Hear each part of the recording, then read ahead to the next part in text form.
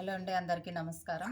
ఇప్పుడు గుమ్మడికాయ హల్వా చేస్తున్నామండి. గుమ్మడికాయ ఈ సైజు ఒక పీస్ తీసుకొని దీన్ని బాగా నీట్గా పొట్టు తీసుకొని తురిమి పెట్టుకోవాలండి.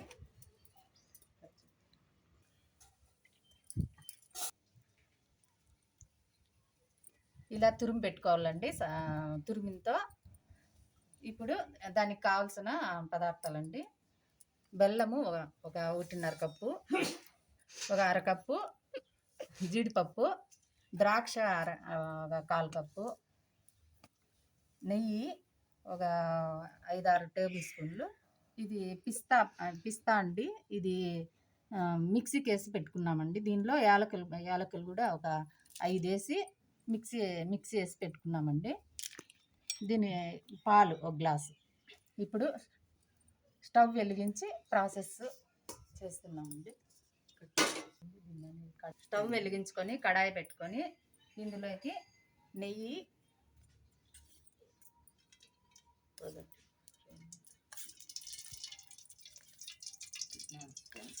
5 టేబుల్ స్పూన్ల నెయ్యి వేసి ఇది బాగా వేడయ్యేంత వరకు ఉండాలండి.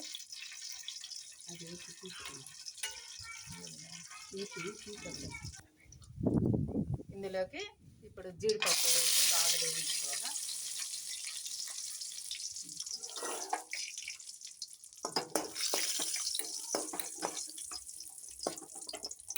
దోరగా రెడ్గా అయింది. ఇప్పుడు ఇందులోకి ద్రాక్ష కూడా వేసి ఇవి కూడా బాగా వేయించుకోవాలి. దండి బాగా వేయిపోయింది. ఇవి తీసి పక్కన పెట్టుకోవాలండి. కప్పులోకి తీసి పక్కన తీసి పెట్టుకోవాలా. ఇప్పుడు 2 ఏలకులు, చెక్క, లవంగాలు, ఏలకులు, ఒక చెక్క వేసి బాగా వేయించుకోవాలి. ఇవన్నీ బాగా వేయించింది. ఇప్పుడు ఇందులోకి తురుము పెట్టుకున్న గుమ్మడికాయ వేసి బాగా వేయించుకోవాలండి.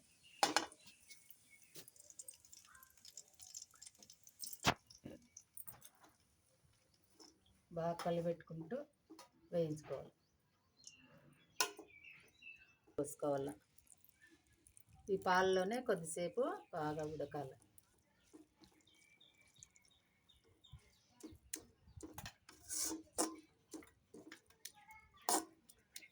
ఇప్పుడు మూత పెట్టేది. పాలు అంతా దగ్గర పడింది. ఇప్పుడు ఇందులోకి బెల్లం వేసేయాలండి. బెల్లం వేసేసి ఇది బాగా కరిగేంత వరకు, బాగా దగ్గర పడేంత వరకు పెట్టుకోవాలి.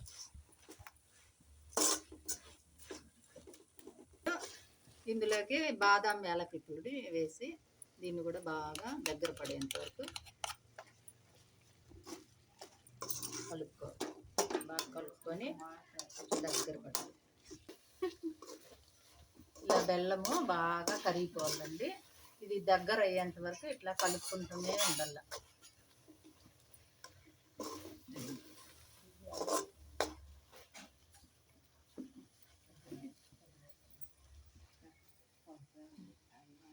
అయిపోయింది హల్వా.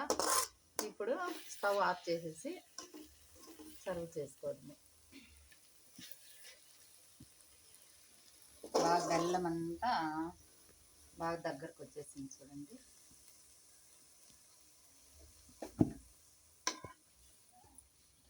తీసుకొని దీనిపైన జీడిపప్పును, ద్రాక్ష ఇలా వేసుకొని డెకరేషన్ చేసుకుని. నువ్వు మరి అన్ని చేస్తే హల్వా కనిపించదు కా.